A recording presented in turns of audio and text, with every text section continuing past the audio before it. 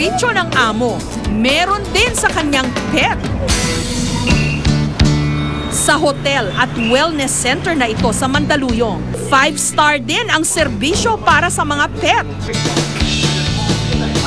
Tuwing magbabakasyon nga raw si Lola Missy, ichini-check-in niya muna rito ang kanyang mga alagang aso.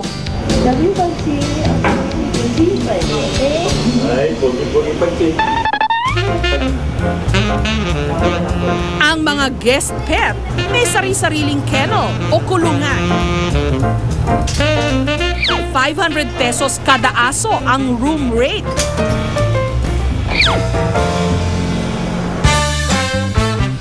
Meron ding suite na ang presyo 750 pesos hanggang 1,500 depende sa laki ng aso.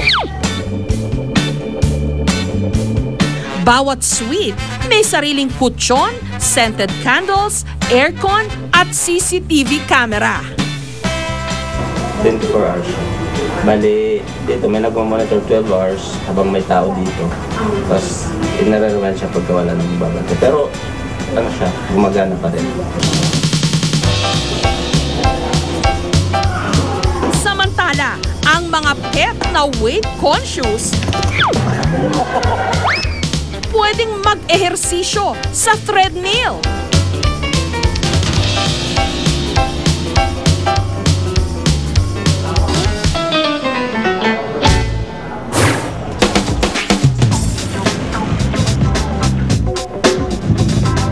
Pero sa Davao City, ang amo at ang kanyang alaga, hindi kanya-kanya sa pag-gimmick. Sabay sila.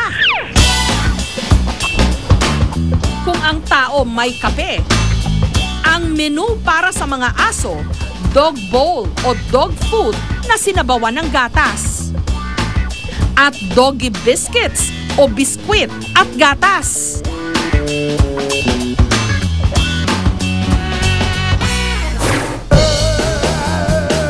Sa oras ng tsibugan, ang amo at ang kanyang aso side by side kumain.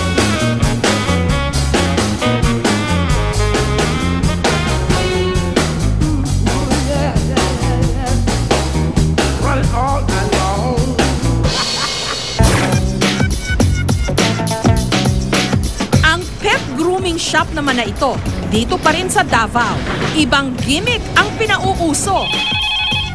Sa halip na maghintay sila sa pagdating ng mga kliyente, sila na mismo ang susundo sa mga ito. Ang gamit na sasakyan, cute na cute!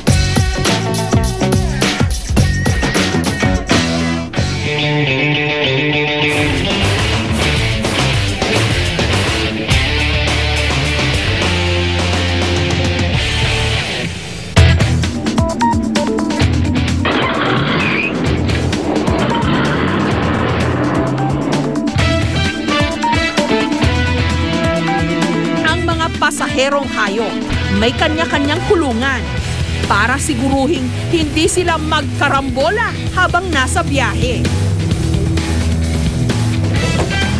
Expect nila malaking van na punong-puno talaga ng cage.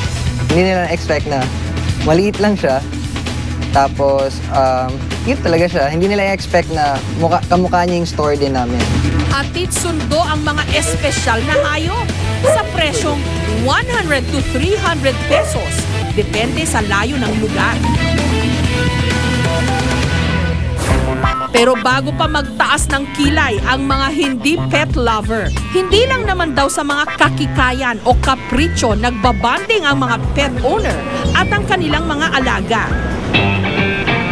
Noong nakaraang linggo, dumagsa sa isang mall sa Quezon City ang mahigit 1,000 pet owners. Karay-karay ang kanilang mga alaga. Ipinagdiwang nila ang kapistahan ni St. Francis of Assisi na kinikilalang patron saint ng mga hayop. We've been blessed with 5 pets. And sabi nga namin, they're as good as kids, having kids, as expensive as having kids, as rewarding as having kids. Although they won't call me mama, ever. Siyempre, ano siya, like us, Catholic tayo, di ba? So, dapat yung mga dogs natin, yung mga pets natin, parang yun maano din nila yung Christian way of living ng mga namin. Sa dumaraming bilang ng mga Pilipinong nagiging pet lovers, mukhang nababago kahit papaano ang hindi magandang imahe natin dati pagdating sa pag-aalaga ng mga hayop. Unti-unti nagiging makahayop tayo. Sana huwag din nating kaligtaan na maging makatao.